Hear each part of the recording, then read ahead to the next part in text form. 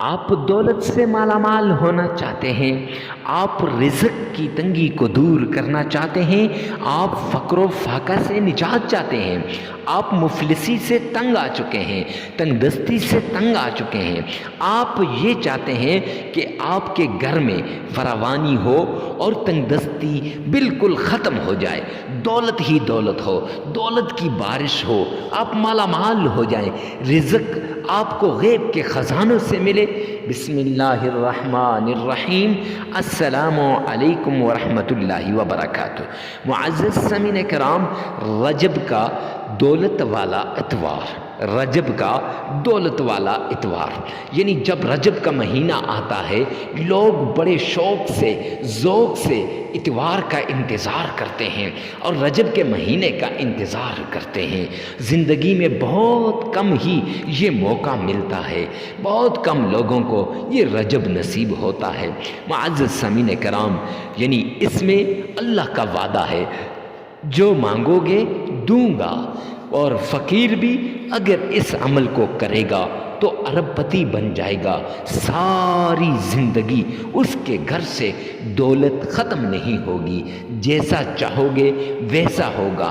جو شخص بھی اس عمل کو کرے گا وہ مالا مال ہو جائے گا، اس کے گھر میں دولت کی بارش ہو جائے گی، 7 نسلیں بھی اگر بیٹھ کر کھائیں تو دولت کو ختم نہیں کر سکیں گی، دولت ہی دولت ہو جائے گی۔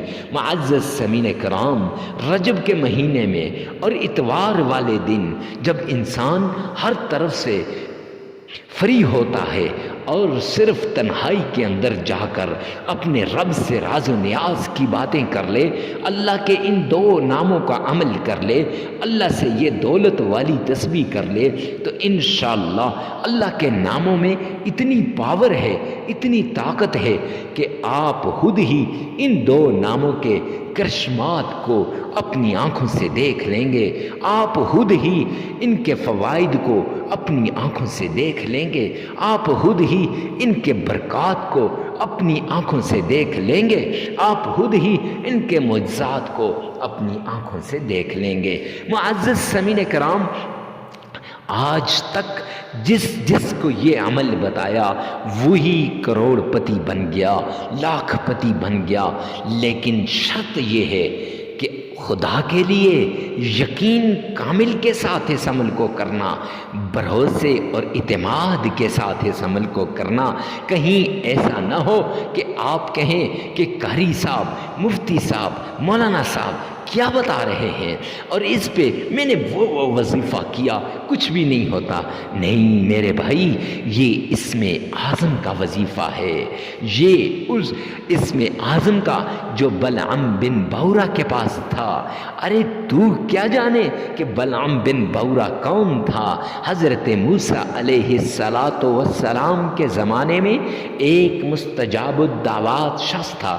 اب تجھے کیا پتا کہ مستجاب الدعوات کیا ہوتا ہے؟ وہ شخص جس کی ہر دعا قبول ہوتی ہے۔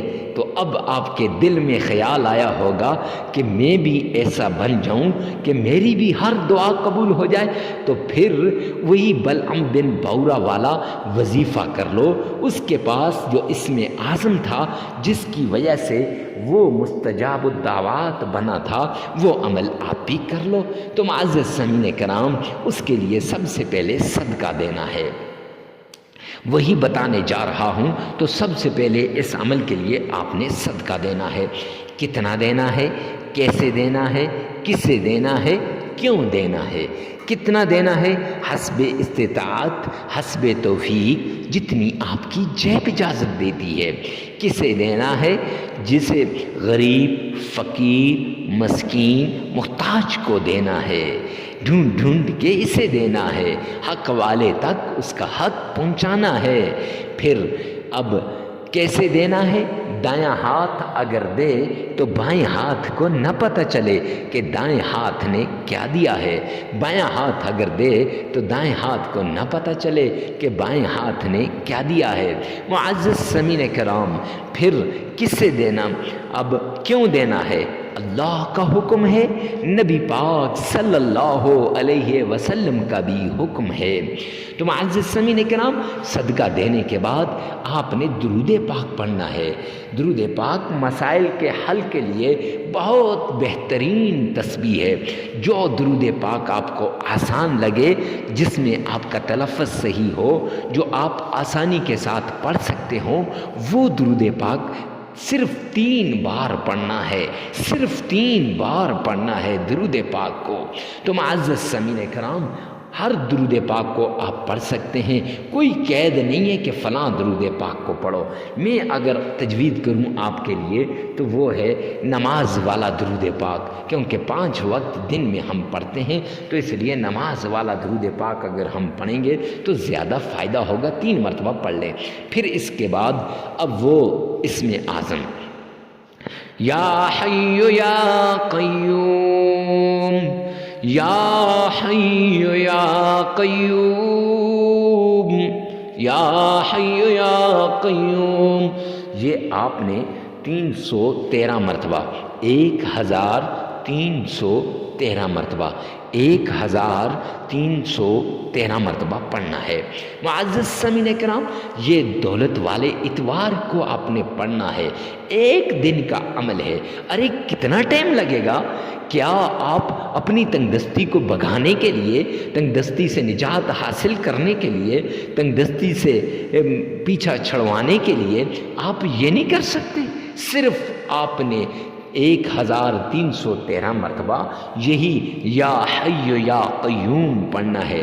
اس کے ساتھ آپ نے قرآن پاک کی ایک چھوٹی سی سورت قل هو اللہ احد اللہ الصمد لم یلد ولم یولد ولم یکن له کفوا احد، یہ آپ نے صرف 3 مرتبہ پڑھنی ہے، صرف 3 مرتبہ۔